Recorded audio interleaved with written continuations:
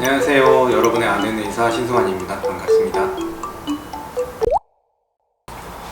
이제 복용 중인 약이 있는 경우에 치과에 꼭 말씀을 해주실 필요가 있어요. 그 이유에 대해서 한번 말씀을 드리려고 합니다. 보통 치과에 와서 환자분들이 본인이 판단을 해서 난 이건 치과랑 상관없는 약이니까 말하지 않아도 될 것 같아 라고 이제 스스로 판단해서 말씀을 안 하시는 경우들이 있어요. 근데 그런 경우에 나중에 문제가 되는 경우들이 있습니다. 그래서 그런 어떤 약들이 이렇게 문제가 되는지 한번 말씀을 쭉 드려보도록 할게요.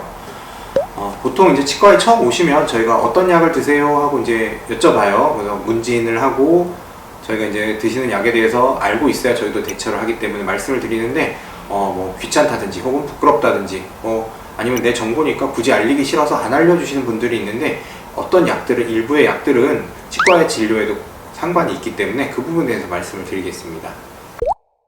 첫 번째 이제 당뇨가 있는데요. 당뇨는 좀 만성 질환이라서 당뇨 약을 드시는 분들도 있고 그냥 본인 식사나 운동으로 조절하시는 분들도 있는데 당뇨가 있으신 경우에도 치과 치료를 절대적으로 못하진 않아요. 하지만 일반적인 경우보다는 굉장히 낮고 아무는 과정이 좀 오래 걸리는 일들이 많아요.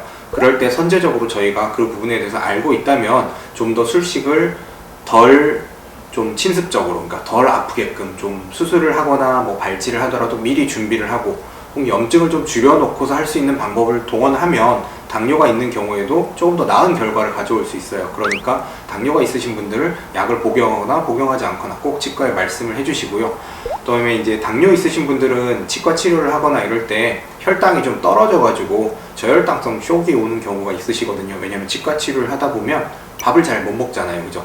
생각보다 치과 치료 시간이 길어질 수도 있고 마취를 하고 했으니까 마취하고 나면 마취 풀릴 때까지 식사하지 마세요. 이제 치과에서 설명을 해드려요. 그러다 보니까 식사 때를 건너뛰었어요. 이러다 보면 혈당이 너무 떨어져가지고 당이 떨어지면서 쇼크가 올 수도 있거든요. 그래서 그런 분들은 치과 치료를 하실 때 혹은 비상용으로 이제 작은 초콜릿이나 사탕 같은 걸 꼭 갖고 다니시다가 조금 중간에 식사를 못하는 시간이 길어진다, 공복 시간이 길어진다 이럴 때는 중간중간에 당 공급을 조금씩 해주시는 게 좋으세요.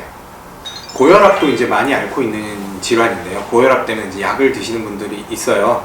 혈압약은 치과 치료에 뭐 먹으면 안 된다 이러지 않습니다. 일반적인 혈압약은 항상 복용을 하시는 게 맞는데요. 혈압약 중에 일부 어떤 약들은 그 혈압약과 동반해서 피가 멎지 않도록 하는 성분의 약들을 혈압약에 같이 넣어주시는 병원들이 많이 있어요.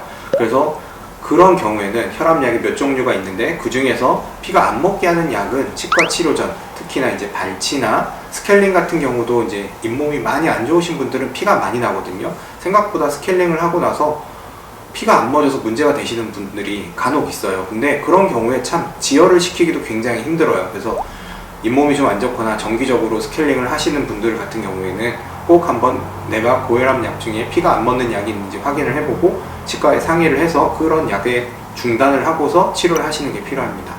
심장질환이 있어서 심장질환 때문에 약을 먹거나 혹은 예전에 심장질환 수술, 스텐트 수술 혹은 심장 판막 수술 이런 수술을 하신 분들은 치과에서 치료를 받기 전에 꼭 알려주셔야 돼요.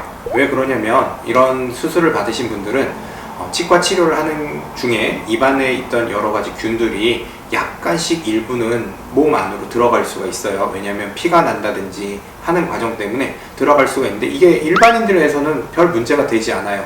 하지만 심장질환으로 치료나 처치, 시술을 받으신 분들 같은 경우에는 그런 약간의 세균들이 그 심장질환에 치료받았던 곳으로 가서 거기서 기생하게 되는 경우가 있고요. 그런 경우에 거기서 문제를 일으킬 수가 있어요.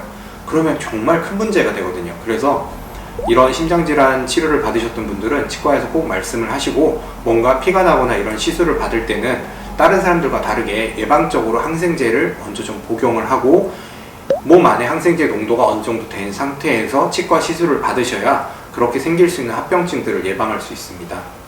또 다른 경우는 뇌경색이나 이런 것으로 인해서 항응고제 처방을 받으시는 분들이 있어요. 고혈압과 같이 받으시는 경우도 있지만 고혈압 약 없이 그냥 항응고제만 따로 처방을 받으시는 분들이 있는데 이런 경우에는 이 항응고제라는 것 자체가 피를 안 먹게 하는 약이에요. 왜냐하면 우리 피는 멎을 때 피딱지가 생기죠. 피딱지가 생겨야 그 부분에서 지혈이 되고 혈관도 아물고 그렇게 되는데 항응고제를 복용하시는 분들은 그런 피딱지가 다른 곳에서 생겨서 혈관을 막거나 하면 문제가 되는 경우이기 때문에 일부러 피딱지가 안 생기도록 하는 약을 복용하는 거예요. 근데 이게 치과에서 피가 나는 시술, 발치나 잇몸 치료 혹은 깊은 스케일링, 임플란트 수술 이런 걸 했을 때는 피가 너무 안 멎어서 정상적으로 솜을 물고 지혈을 시켰는데도 밤에 계속 피가 나고 아침에 일어났는데 피가 흥건하다 라고 얘기를 하시는 거예요. 이런 약이 방해가 되는지 모르셨던 거죠. 하지만 이런 약을 평상시에 드시고 계시다면 치과에서 피가 나는 시술 전에는 꼭 말씀을 해주셔야 돼요. 그래야 저희가 약을 끊어도 되는지 내과 선생님과 상의를 해볼 수도 있고요. 약 중에서는 이제 길게 가는 약도 있고 좀 효과가 짧게 가는 약도 있거든요. 그래서 약을 못 끊는다 그러면 짧게 가는 약으로 대체를 좀 해서 미리 치료, 발치, 수술 전에 약을 좀 교환을 했다가 잘 지혈이 되고 나면 다시 원래 드시는 약으로 교환을 하는 방법들도 있어요.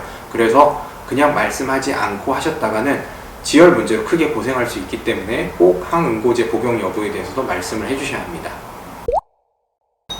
또 다른 약으로는 골다공증 약이 있는데요. 이 골다공증 약은 환자분들이 제일 좀 많이 깜빡하고 얘기를 안 하시는 약이에요. 왜냐? 이 골다공증 약을 뼈를 튼튼하게 하는 약이라고 생각들을 하시거든요. 사실 이 약은 뼈를 튼튼하게 하는 약이라기보다는 뼈가 안 없어지게 하는 약이라고 표현을 하는 게 맞을 것 같아요.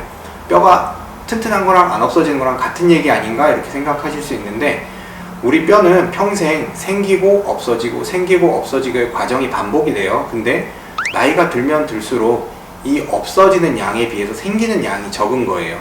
누구나 나이가 들면 대사가 떨어지겠죠. 그러다 보니까 뼈가 너무 약해져서 이제 구멍이 숭숭숭숭 나는 골 밀도가 많이 떨어지는 약한 뼈가 되는 거죠. 그러다 보니까 이 골다공증 약의 그 치료 목적은 뼈가 안 생기니까 그럼 없어지는 것도 좀 줄여주자 해서 나온 약이 골다공증 약이에요. 하지만 치과에서 발치를 하거나 임플란트를 하거나 이럴 때는 나쁜 뼈라고 하기는 그렇고 좀 오래된 뼈가 없어지고 새로운 뼈가 생기고 이 과정이 반복이 돼야 입벤자리도 아물고 임플란트도 뼈에 단단하게 붙게 되는데, 이 골다공증 약 자체는 오래된 뼈가 없어지는 과정을 막아버려요. 그래서 첫 번째로 이를 빼면 뺀자리가 잘 아물지를 않아요. 뺀자리가 1주, 2주 지나면 아물어야 되는데 계속 안 아물고 날카로운 뼈가 남아있고 그래요. 이게 왜 이러지 하고 보면 나중에 말씀을 하시는 거예요. 내가 골다공증 약을 먹는다, 주사를 맞는다. 이거 꼭 미리 말씀을 해주셔야 되고요. 이런 걸 발치나 큰 임플란트 수술을 앞두고서는 골다공증 약을 좀 중단을 하셔야 될 필요가 있고요. 최근엔 이런 문제들이 좀 많이 보고가 돼서 몇 년 전부터는 치과 치료에 문제가 안 되는 골다공증 약들도 나왔어요. 그래서 본인이 먹고 있는 약이 상관이 있는 약인지 상관이 없는 약인지 꼭 치과 선생님한테 얘기를 해주시고 확인을 하고 나서 발치, 임플란트 등의 치료를 받으실 필요가 있으세요.